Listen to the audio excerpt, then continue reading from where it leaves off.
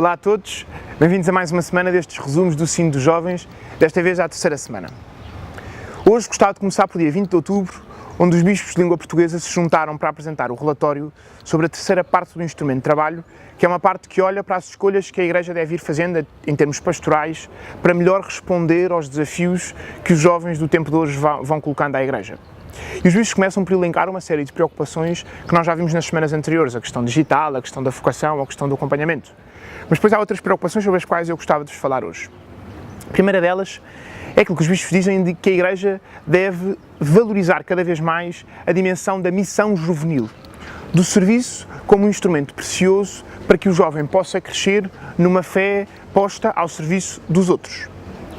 Por outro lado, a questão do diálogo. E aquilo que os bispos dizem de que esta experiência do sínodo, da reunião pré-sinodal em Roma, em que os jovens são chamados a ser protagonistas da vida da Igreja, mas também por isso responsabilizados pelos caminhos que a Igreja vai tomando, deve ser uma lição para aquela que deve ser a relação entre a Igreja e os jovens de cada tempo. E por fim,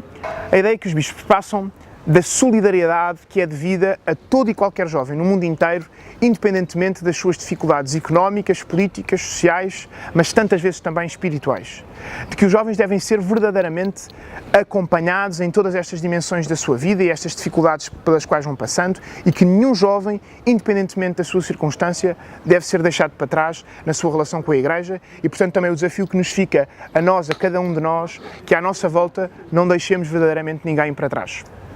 Depois, dia 22 de outubro, em que se celebrou a memória litúrgica de São João Paulo II, o Papa Francisco foi à Basílica de São Pedro rezar junto do túmulo desse Papa.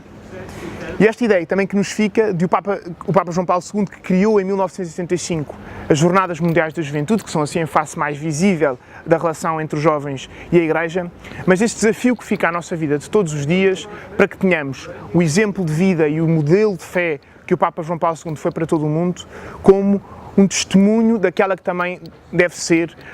a nossa vida e a nossa vida de fé mais do que tudo o resto. Por fim, dia 23 de outubro, o Papa Francisco apresentou um livro chamado A Sabedoria do Tempo, que eu vos convido a ir pesquisar sobre isto, onde, perante uma plateia de gente mais nova e gente mais velha, respondeu a uma série de perguntas. E onde o Papa Francisco disse uma coisa muito interessante e voltou a frisar um ponto que muitas vezes diz. O Papa tem uma expressão que repete muito, que é a ideia de que não há futuro sem memória. E aí, o Papa falou-nos desta dimensão, desta aliança que é verdadeiramente precisa para a nossa sociedade entre as diferentes gerações. E de que é impossível uma sociedade querer construir o futuro sem olhar para o passado.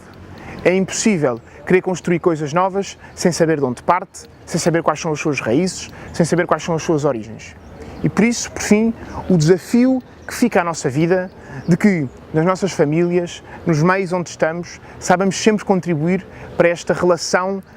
saudável entre o passado e o futuro, entre os mais velhos e os mais novos, entre aquilo que já foi feito e aquilo que ainda está por fazer. Muito obrigado por terem assistido a mais um vídeo. Continuem a rezar pelo sínodo, que no fim de contas é o mais importante de tudo, e até à próxima semana.